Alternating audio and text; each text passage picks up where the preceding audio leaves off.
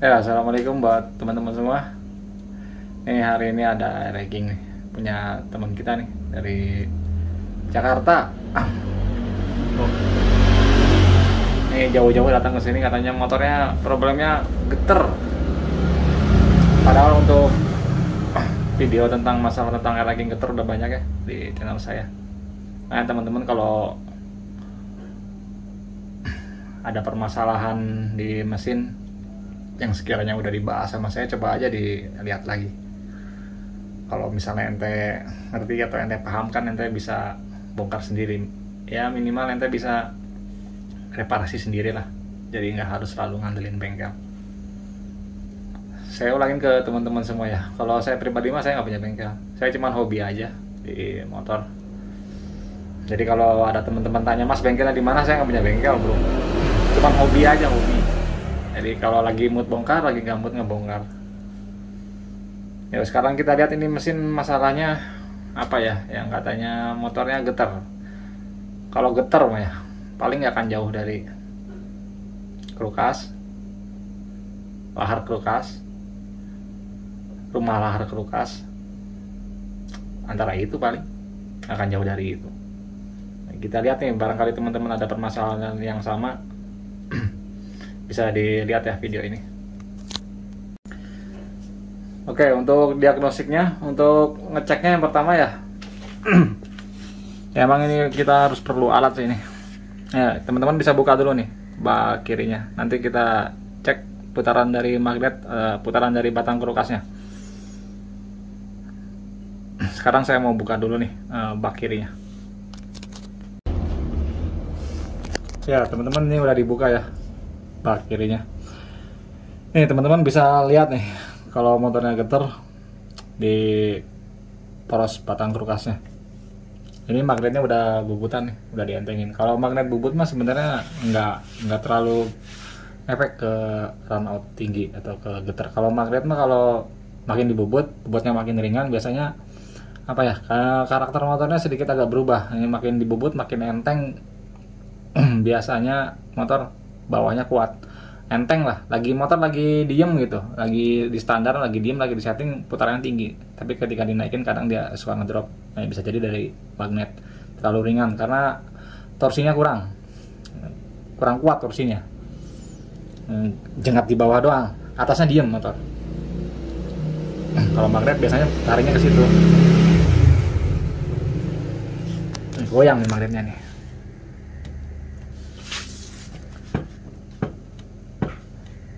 Nah, teman-teman dengar ya suaranya.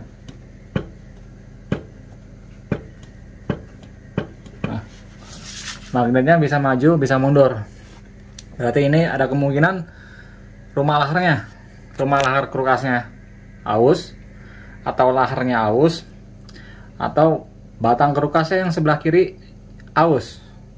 Jadi oplak. Ya kalau gini mah ya pasti getar, meskipun kerukas enteran outnya 0, misalnya 0 gitu, senterannya 0, run outnya 0, kalau kerukasnya bisa maju mundur ya pasti getar motornya, motor nggak akan enak. Jadi kalau kayak gini solusinya gimana? Harus belah, turun mesin total. Nah sekarang kita cek nih teman-teman, nih apa aja nih. Cuman biasanya begitu, rumah lahar kendor, atau laharnya yang aus, atau batang kerukasnya yang aus. Ya saya bongkar aja ya, saya skip aja, saya turun mesinin semua, saya bongkar semua, jadi nanti langsung ke intinya biar nggak terlalu panjang videonya. Ya sekarang kita cek run outnya ya teman-teman. Ini dia lo dipasang ya, tuh.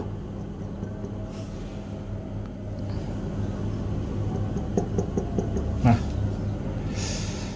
sekarang kita lihat standarnya pabrik berapa untuk run outnya racking ya. Racking ya sama aja nih standarnya tuh.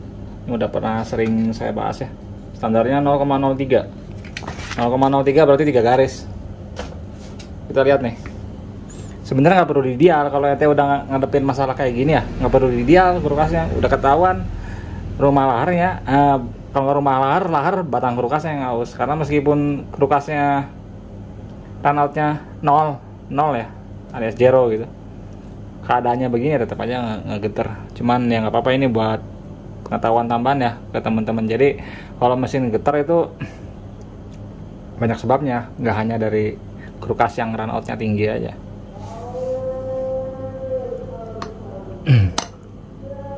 Nih teman-teman lihat ya tuh, run out-nya ini sedikit ini.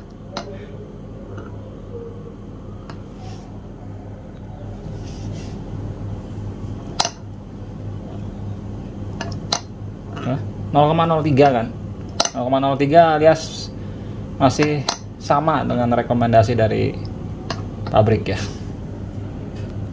Run out 003 3 garis tapi mesinnya getar parah ya, karena ini biangnya goyang nih ininya nih. Yuk saya belah lagi ya mesinnya biar kita lihat ini yang pastinya mana, rumah lahar atau laharnya aus atau batang krukasnya. Ya ini teman-teman lihat ya, udah dibelah.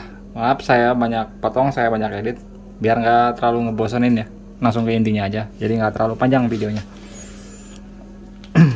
Teman-teman lihat ya, belah crankcase, cabut crankcase yang kanan nih, laharnya nempel di sini.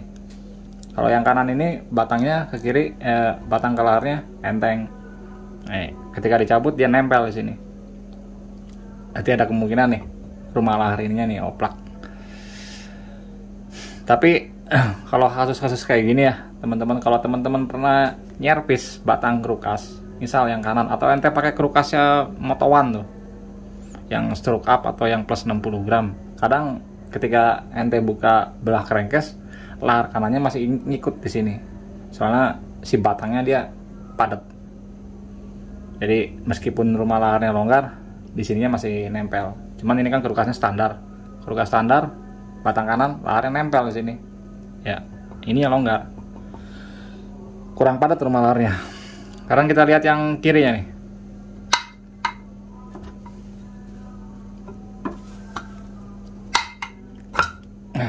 Coba kalau tiap kali turun mesin bongkarnya cabut krukasnya kayak gini ya, enak, cepet, nggak usah pakai tracker lagi, copot-copot aja.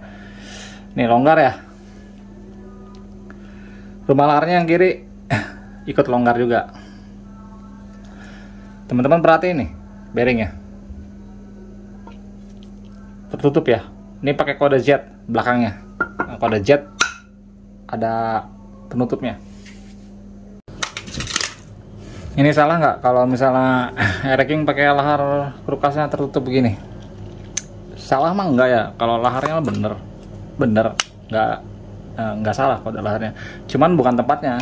Kalau misalnya ente pakai bearing tipe jet gini di krukas Ereking, di mesin Ereking juga ada yang tertutup, cuman kalau yang asli di bagian kupling aja. Itu pula sisi luar, sebelah sisi sininya terbuka. Kalau misalnya ente kepaksa pakai bearing kayak gini ya, misal kalau bearingnya Ereking gak usah macam-macam dah, pakai HS juga udah bagus. Nah cuman kalau misalnya ente cari bearing HS nggak ada, misalnya ente di pelosok lah gitu ya, nyari bearing krukas HS nggak ada, nemunya bearing kayak gini mau dipasangin di Ereking, silakan aja, nggak apa-apa. Cuman cabut nih ininya nih, sealnya, pelindungnya cabut, bisa pakai cutter.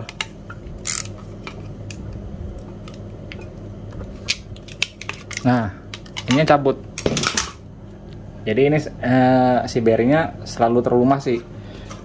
Kalau ini ditutup begini kan nggak kelumasin, jadi lama-lama, bukan lama-lama, cepat aus karena laharnya kering terus. Kalau ini sih biasanya peruntukannya di luar, kayak lahar roda yang tertutup kanan kiri itu, pokoknya bagian-bagian luar mesin lah. Nah, kalau emang ente budgetnya mepet atau di pelosok nyari bearing krukas HS susah gitu, nyari bearing bagus susah, nemunya bearing kayak gini, nggak apa-apa, pasang aja di Ereking. Cuman ininya congkel nih, cabut ininya, jangan ditutup semua. Efeknya gini, cepet rusak si bearing krukasnya karena kering. Ya jadi udah ketahuan ya teman-teman, untuk biang getar ini, meskipun krukas ini run outnya bagus 3 garis 003, cuman karena dia krukasnya bisa goyang, bisa maju mundur, tetap aja getar. Jadi patokan mesin getar atau enggak banyak halnya, nggak hanya dari krukas, nggak hanya dari bearing, nggak hanya dari rumah lahar, saling berkaitan semuanya. Timpang aja satu ngasih efek. Contohnya ya kayak gini, krukasnya bagus, run outnya bagus, batangnya bagus, tapi rumah laharnya oplak, longgar, ya goyang. Nah kalau rumah lahar gini bisa jadi ininya nih, bisa jadi si laharnya, cuman nanti dicek. Cuman biasanya yang sering kena duluan ya ininya, rumah laharnya. Nah kalau rumah lahar ini ngobatinnya ya udah sering sih saya bahas ya. Kalau emang parah ya, kalau misalnya longgarnya 1/10 nggak ketolong tuh dengan teknik dipanasin atau dengan di nitro gitu, nggak akan ketolong. Kalau 1/10 mah mau nggak mau ente harus di bos lagi. Soalnya kalau nanti dipaksa gitu ya, misalnya dipanasin terus tembak di nitro gitu, biasanya selang berapa bulan longgar lagi karena nyusutnya terlalu jauh. Tapi kalau masih hitungannya mikro 1/100 masih kena tuh dipanasin atau ditembak nitro biar bisa rapat lagi. Cuman kalau udah 1/10 mah mau nggak mau ini harus di bos ulang. Ya segini ya teman-teman untuk video saat ini tentang masalah racking getar meskipun krukasnya run outnya masih bagus. Oke, terima kasih ya teman-teman atas waktunya.